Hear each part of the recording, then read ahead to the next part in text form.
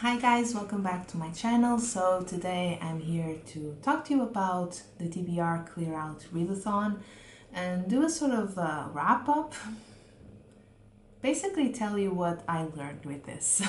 I learned quite a lot about myself as a reader and I want to share that because I think it's important. So let's do this. So I took part in the TBR Clear Out Readathon.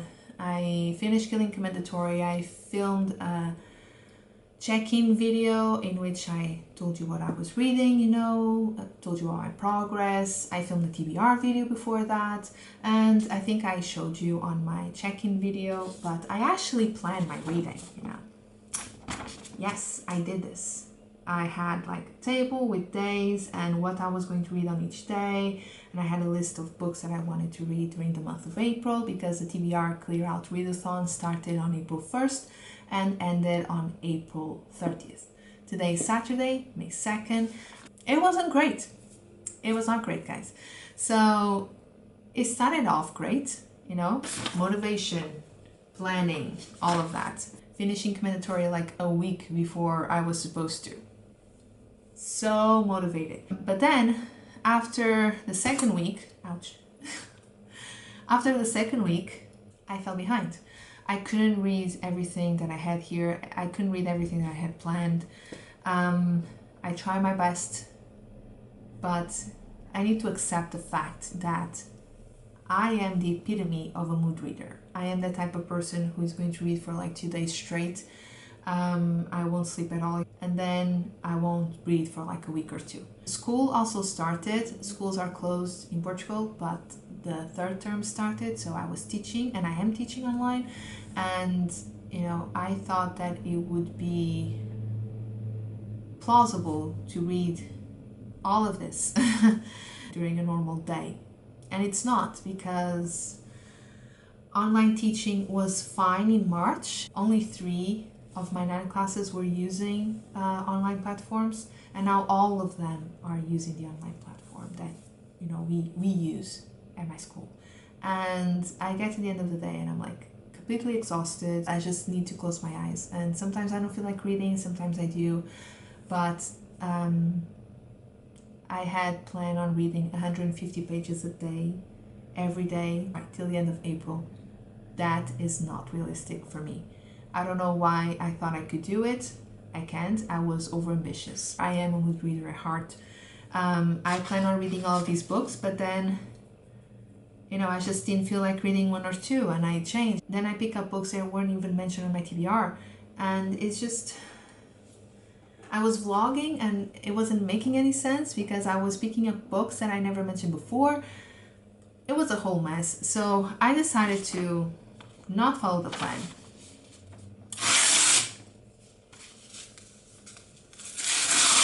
I felt happier, have to be honest. So I was focusing on reading Killing Commendatory, Lady Chatterley's Lover, and It. I didn't finish It, but I got to page 400, considering that I didn't read for a week straight during the month of April. I am very happy. I focus a lot on It. It is a very slow book. It focuses a lot on secondary characters that are not going to show up anymore. They're not going to be that important in the future. You just have all of this knowledge now and you're not going to need it. And yeah, it is not a book that you can read in one sitting. I think you need to take your time with it. I'm reading it like few sections every now and then. Sometimes I can read more than one section, sometimes I have to read less, but basically I'm trying to read at least 50 pages every day, but it doesn't happen all the time. Like, I think last time I read It was like on Tuesday or Wednesday. I haven't picked it up again. I don't know if I'll read it today or not. When I pick it up, when I actually want to read it, I read at least 50 pages. And I think that's pretty good. I am very intrigued. I am very interested in the story, so I think it's not a problem that I just take my time with it. With Lady Chatterley's Lover, it's a different situation. I read quite a bit. I didn't finish the book. It shouldn't take me too long to finish the book. I don't remember how many pages I read, but I know that I read quite a bit. But at the same time, right now I just don't feel like reading it.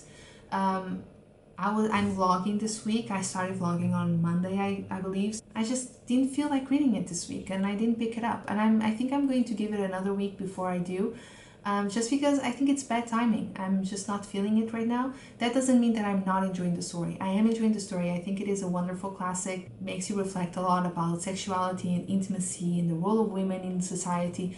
But at the same time, it's not the right time. I'm not feeling it right now, and I don't want to get myself into a reading slump. I don't want to end up hating the book, and even after I finish it, I don't want to get myself into a reading slump because I pushed myself to read something that I wasn't quite enjoying at the time.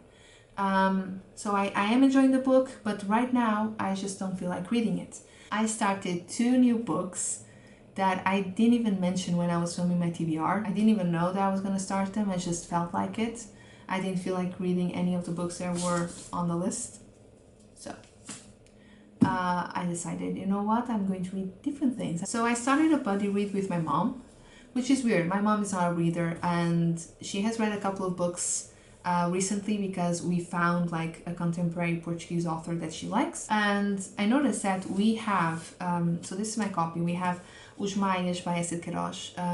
This is a novel from the 19th century. Eça de Queiroz is one of the most popular Portuguese novelists. He is my favorite Portuguese author, and this is a classic. I read this in the 11th grade when I was 17, I think, and because at school in the 11th grade, that's the year before your final year of secondary education, you have to read a book by Eça de Queiroz, and schools can choose, different books. My school chose this one. I loved it. I know the story quite well. I still have all of my notes here from when I was at school. And I noticed that we have like a box set of books, like tiny books that were out, like they were part of a sale a newspaper had or magazine. Pay for the magazine and they give you the book. And my uncle and aunt, they actually completed the box set, but they, like a couple of months ago, they said like, we're going to get rid of it, do you want it? And I said, yeah, sure. And I thought about it and I was like, Mom, do you want to try? Because for someone who's not a reader, a book like this is quite intimidating. So if she would start with like the first part, and she said, yeah, so now we're reading like a chapter or 2 a day. I read like 100 pages, and I don't know if I'll read more this weekend. I'm just going to see if she has read the 3rd chapter like she was supposed to, and we'll just go from there. So it's chilled. I'm not reading like every day, and I'm not reading 100 pages a day. I'm enjoying it a lot. I know the story. I just know the story quite well. The only thing I forgot was when certain things happen. Something happened, and I mentioned it in my vlog, at the end of the 2nd chapter, and I thought that would happen like chapter 3 or 4. It is a lovely book. If you are interested, you can get it in English because his books are translated to English. This follows a family, os Maias, and you just follow different generations. And this is so cool if you want to know more about Portuguese society, Portuguese culture, and even history, because there's a lot of historical context here from the 19th century, Portugal in the 19th century, then this is the book for you. If you read this, please let me know because I would love to discuss it. So yeah, we have that. I decided to start reading a book that it's not my style. It's not, I don't want to say my style. It's just not a book that I would normally pick up. I got this book from my mom like 2 years ago because she asked me for a book. She told me that she wanted to read something and she told me, no, just get me a book. My mom didn't really like it, and now I can see why, because I started reading it and I can tell, like, for someone who's not a reader, this book is a little bit confusing, has a lot of different points of view. Like each chapter is a different point of view, and the way it is divided, like even the chapters, the sections, jumping from the past to the present to the future, it is a little bit confusing, and I understand why she didn't appreciate it. It was just sitting there, and the other day I was like, yeah, let me pick it up, see what this is about. And that's Jodi Picoult's Living Time. Now, about the story, this is a Portuguese edition, I'm going to talk about it. About the story, this is about Jenna Metcalfe, and she's looking for her mom, Alice, who disappeared 10 years ago when Jenna was 3 years old. She disappeared after this freaky accident. Jenna's father had a mental breakdown and he's in no condition to talk about the subject. Her grandmother raised her basically, and Jenna is an above average girl. Like, she's very, very intelligent. She is looking for her mom, and she's saving money to hire a private detective. She has everything pretty much planned. I'm not really happy with her character because she doesn't talk like a 13-year-old girl. Even an above average 13-year-old girl, sometimes I forget she's 13. I think she's like 18 or 19. And I'm not happy with that, but I don't think that it is that bad that I wouldn't read the book. Also, a fun fact about this book is that Jenna's parents worked with elephants. So they were researching different, behavioral patterns in elephants. And they wrote, essays, and they were published, and they were scientists. And it is so interesting because from what I gathered, this author, Jodi Picoult, she researches a lot. When she is starting a book and she has decided on this very important topic, she does her research, she does her homework. And she mentions a lot of academics and researchers here, and she mentions their work. And I actually went online and checked, and everything is correct. So I'm assuming that all the facts about the elephants are also correct. Now I know all of these fun facts about elephants, and that's so cool. You might be at someone's house having dinner, and someone starts talking about elephants, and now you can contribute to the conversation. You can actually be part of the conversation. That's pretty cool. I love knowing like random things like that. And now I know cool facts about elephants. So I'm pretty happy about it. I'm intrigued. There's a lot of mystery here and I'm enjoying the story. Overall, I'm enjoying the story. I have issues with the translation. This is a Portuguese edition because I got it from my mom. I started reading it, and this translator uses really weird, convoluted sentence structures that are not at all natural. And they just sound really weird and confusing. Also, she uses expressions that are not common / don't exist in Portugal. She used a translation for, let's say, if someone wanted to say, damn it.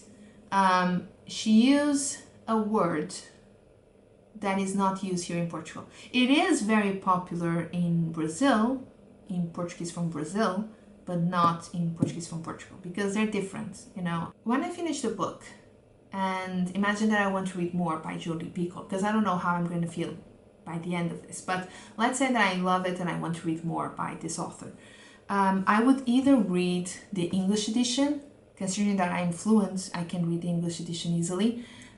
Or if I had to read another Portuguese edition, I would choose a different translator because I can continue like this. It's not that bad that I can't read it, let's throw it away. But if I had to buy another Portuguese edition, I would probably choose a different publisher because I'm very unhappy with this translator. It's not that bad. I can finish the book. I'm not going to DNF it because of it. It's just, it happens from time to time. It's not all the time. And overall, I am enjoying the story. I read 100 pages. I started this week and I read 100 pages, and yeah, it got me really interested. But I understand why my mom couldn't get into it. And then you have like really long chapters, and then you have like a 2-page chapter, and it is difficult for someone who doesn't read to get used to it. So I understand. I learned a lot about myself as a reader. I'm never going to plan a readathon like that again, like how many pages I should read a day in order to finish like 10 books in a month. I'm not going to worry about numbers or what other people are reading. It is so easy for you to get frustrated and feel pressure because some people read 30 books in a month and you can barely read 3. But, I've accepted that, and I think you should too. If you're like me, you should accept it as well. I am okay, and I have accepted the type of reader that I am. I want to take part in readathons, but I am just going to be chill about it, you know? I'm just gonna read whatever I want. I don't know if it's going to happen or not, but if there is a Jane Austen July this year, I really want to be part of it, because I have 2 books by Jane Austen that I really want to read this year. I have Pride and Prejudice and Sense and Sensibilities. I am actually saving them for July because I would like to participate, but I'm not going to try and read 7 books or 8 or 10. If I can read these 2, then I'll be happy. You know, I'm just not going to put pressure on myself. This is the first video in which I actually explain to you the type of reader that I am. And I think that's important. So let me know down below if you understand my struggles or not, if you think that I've made the right decision. And yeah, let me know if you took part in the TBR Clear Out Readathon. Were you able to finish the books that you wanted to finish? Were you able to read the books that you wanted to read? And yeah, have you read anything by Jodi Picoult? I don't know if this is the best book to start with, but this is the one that I had here, so I decided to do it. And that's it for today, guys. Thank you so much for subscribing. I've noticed that I've gained a lot of new subscribers in the last couple of days, and I'm so excited about it. Thank you so much. I know that I'm not the most consistent booktuber ever, and I know that I don't read like popular new releases, and like I said, I just read whatever the hell I want. But you know, thank you so much for watching anyway, and stick around. I hope you are well, I hope you're safe, and I'll talk to you soon. Bye.